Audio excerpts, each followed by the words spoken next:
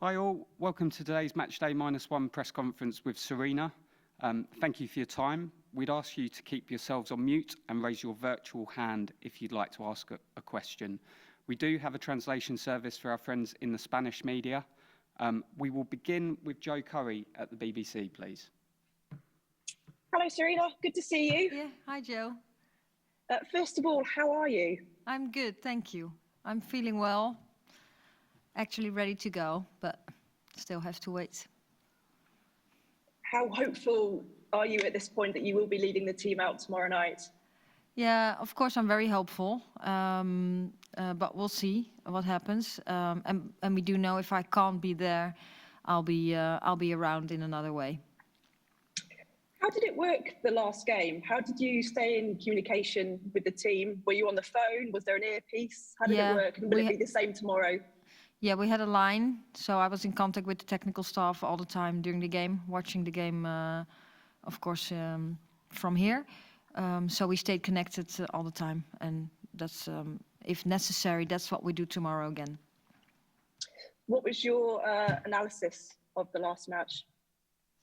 Well, of course, again, a very good win, very energetic team. I think we played. We had to adapt to their shape. They did a little differently than they did before. But as soon as we got that right, we started to speed up the game, and they could keep up until around the 37, 38 minutes, and then from that moment we already dominated a little bit, but then even more. So we were really happy with this result. Yeah, everyone is still is fit, came fit out of the game. We've seen complete consistency from you when it comes to the team and tactics and the shape of the team. The matches, will it be the same again tomorrow? Yeah, well, I haven't. It's not tomorrow yet, but as I said before the last game, I don't expect too many changes, only when we think it's really necessary. And I think the whole team had done really well, so. I appreciate you probably having to spend more time in your room than you would like to at the moment. Are you watching a lot of Spain clips back to fill your time? Yeah, well, enough to do. So I'm still working. Yes, a little more from my room, but yes, it's you know, you've been at the Lansbury. There's a lot of space, so I could just get some fresh air, having walks, stay on distance with everyone. So and do the job and have some virtual, like we do now, had some virtual meetings with staff and. So yeah, we still work. It's of course it's a lot better when you're doing it live and together. But we've learned the last 3 years that we can be efficient too in different ways. So that's what we're doing now. We just adapt to the situation. Thanks, Sarina. Fingers crossed we see you tomorrow night. Yes, thank you. Hopefully to see you. Hopefully I'll see you too. Thanks, Jay. We'll go to Anton at Sky Sports News, please. Hi, Sarina. It's really nice to see you. Look, you touched about the COVID situation for yourself personally, but obviously Hannah's tested positive today as well. So just how concerning is the COVID situation for you preparing for not just a huge game, but for a massive tournament? Yeah. Yeah, we of course we were aware. Before, like during our preparations, which started, of course, last year, months, we've always said, well, we don't know how things develop, and hopefully COVID's not around anymore. But if it's around, yeah, then we have to take measurements. That's what we do right now, and we're really aware. We're very careful. It's very invisible, but we're trying to stay in our bubble and do the right things, and hopefully we keep everyone fit. And when there is a positive, then we have to, again, be agile, creative, and continue with the ones who are fit.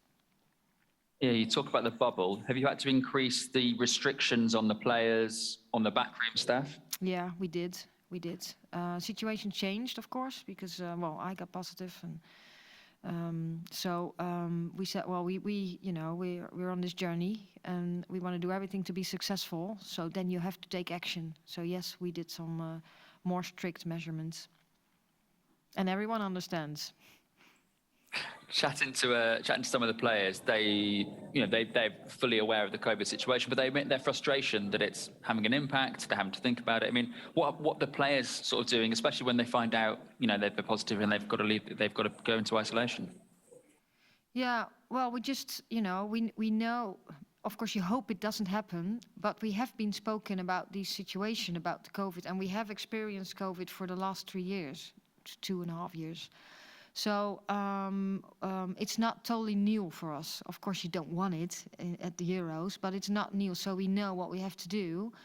And what we mostly have to do is stay calm with the ones who are just who can play.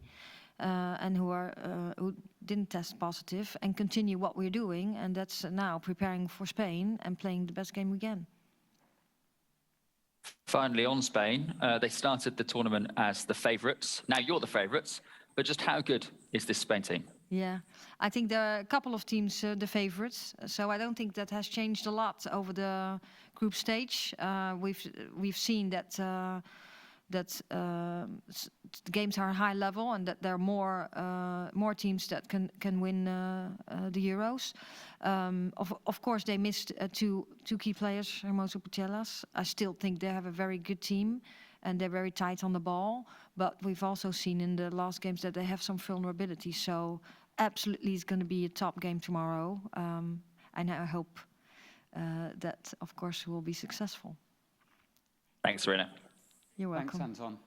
We'll go to Matt Dunn at the Daily Express, please. Hi, Sarina. Hi. When you were safely out of the building against Northern Ireland, the Northern Ireland manager, Kenny Shields, said it would be a massive failure if England didn't win because your team was that good and that everybody else should just go home. I just wondered, how big a burden of expectation is that to carry, and how do you respond to comments like that? The sponsor of who? The Northern Ireland manager, Kenny Shields. Okay. Oh, you mean, okay. Oh, I thought we didn't talk about Northern Ireland anymore. Sorry. Now we have, of course, we know our plan. We know our strengths. We know our opponents very well. We also know that there's more favourites to win. What we're just focusing on now is that we have a game tomorrow against Spain. We did well in our group stage, but we don't have anything yet. And we just focus on the next game, and that's Spain. And they're a very good team. We're a very good team too, and we want to play the best game we can, and hopefully that will bring us the win. Thanks, Matt. I think Matt might have frozen. We'll go to Amy Rizuki. Hi, Sarina. Glad to hear you're doing well. A bit on the opposition tomorrow. Spain are a team that don't change their style a lot. Are you very confident that you know what to expect from Spain? And are you maybe expecting to see a little bit more of the ball yourselves tomorrow? Yeah, I do expect the game that they've played all the time. And they probably have the ball a lot too. I hope we'll have the ball too. And we played them before, of course. They had a little more the ball, but yeah, that's okay in certain moments of the game. But I do think we are pretty comfortable on the ball too. So I'm pretty excited to see what it's going to look like tomorrow evening. Even if you don't have as much of the ball as you'd like, does it help that you have so many good players on the counter? You've got great wingers that if you don't have a lot of the ball, it's okay because you're going to get so many chances on the counter. Yeah, it's all about trying to use our strengths and trying to exploit their weaknesses. And yes, we do know if you're a little deeper on the pitch that there comes a lot of space because they have such an attacking style of play. So we absolutely are aware of that.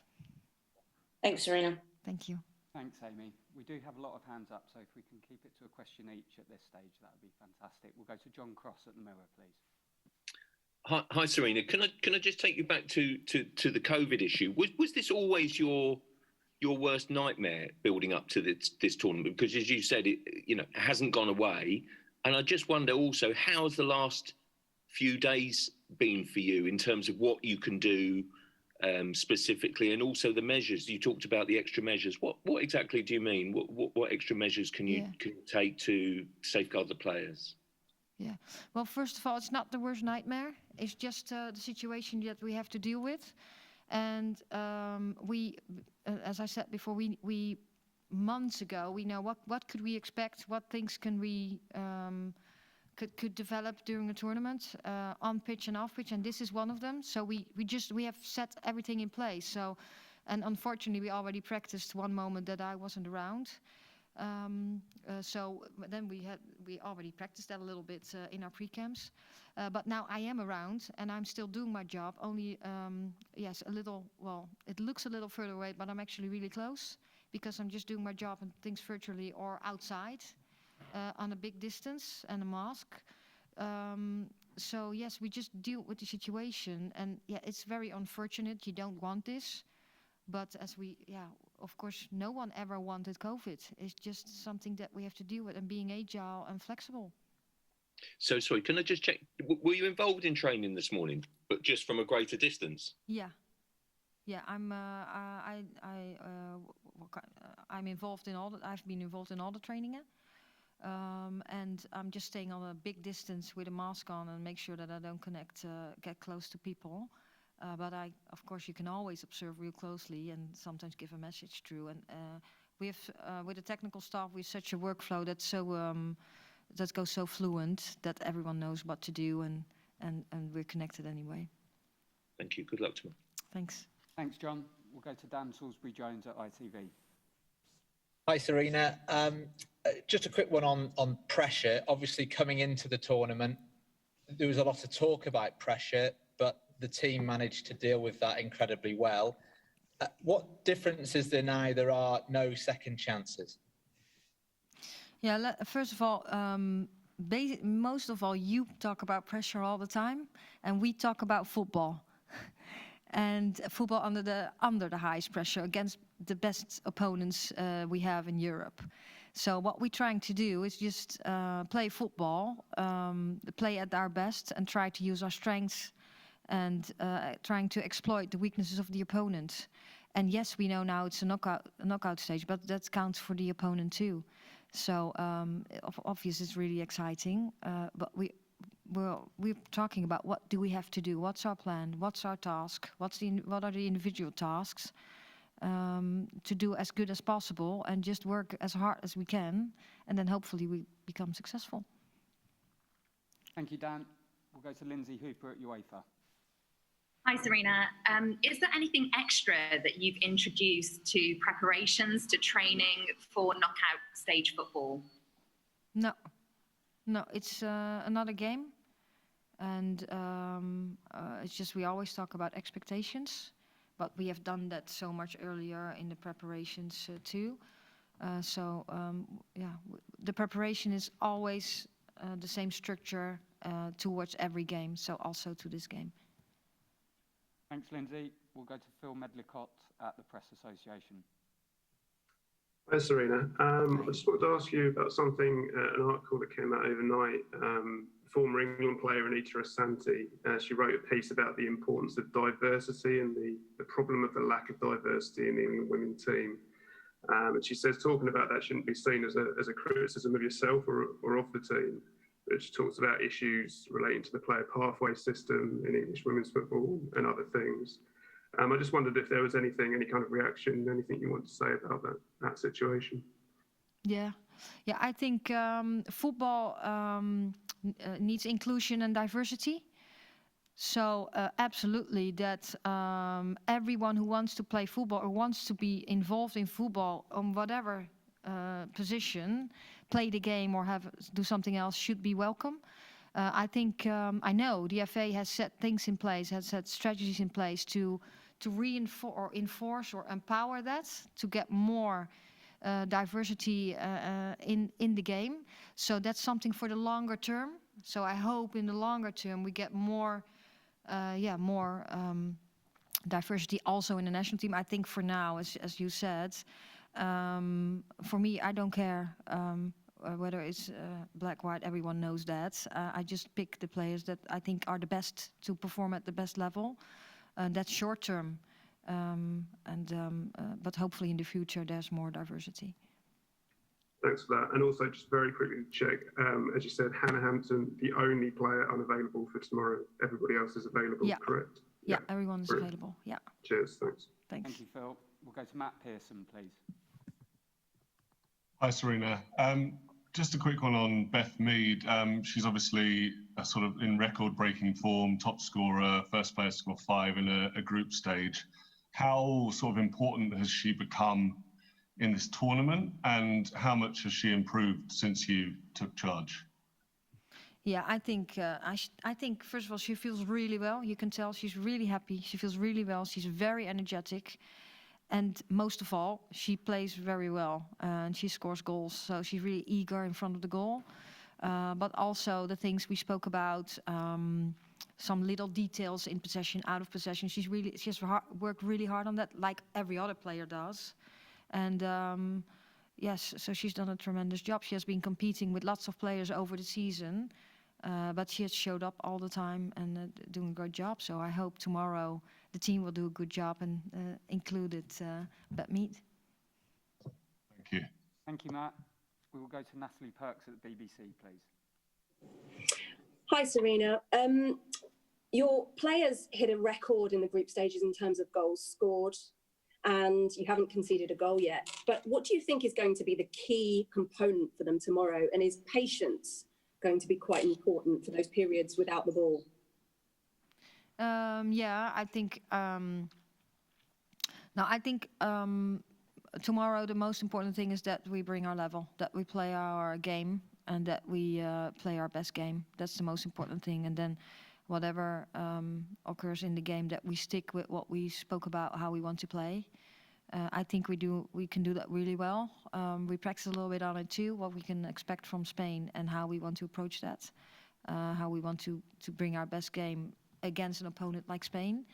And I just hope that will work. And yes, at some moments we will have to be a little patient. I think at some moments we need to speed up the game, especially in the transition moments, to harm them. And hopefully that will work. Thank you, Natalie. We've got time for 2 more questions. We'll take the first from Luke Edwards at the Daily Telegraph, please. Hi, Sarina. First of all, it's lovely to see you looking so well and fit. Yes, I am fit. What was the worst of the symptoms that you had, and what are the extra measures that you've taken to protect the bubble, as it were?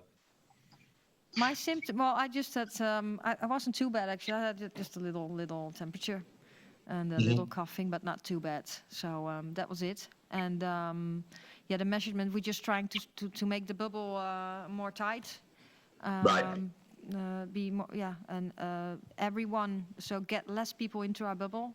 And if people come into our bubble, we already did that actually, they have to test before they come in. And of course, everyone has to take responsibility too. So if everyone who doesn't feel well needs to tell, because we really want to stop getting positives. Thank you. Good luck tomorrow night. Thank you. Thanks, Luke. We will finish with Eline Dezou from NOS. Hi, Sarina. Hello. We're here in the car, so I hope you can hear us right. Yes. We were just wondering, how are you dealing with the heat right now? Because everybody in England is talking about the heat, we feel like. Yeah. Yeah, we had 2 sessions, so yesterday and today, and those 2 days are the most warm. We just trained a little earlier than we normally do. And we have things all set in place. So we do some things like getting some cold, that's hard to explain in English, some cold things, and you know, just to keep the temperature down with the players. Yeah, I know. Then we need a translator. But no, I think the team did really well. And this morning, actually, they said it was going to be really hot, but it was a little bit of wind, so that was nice. And we watered the pitch a lot, so we did well. And tomorrow the temperature will drop a little bit, so it's going to be really cold, around 24 degrees. So that will be fine. Thanks. Thank you. Thanks everyone for your time and your flexibility, and we hope to see you tomorrow. Thank you. See you tomorrow, hopefully.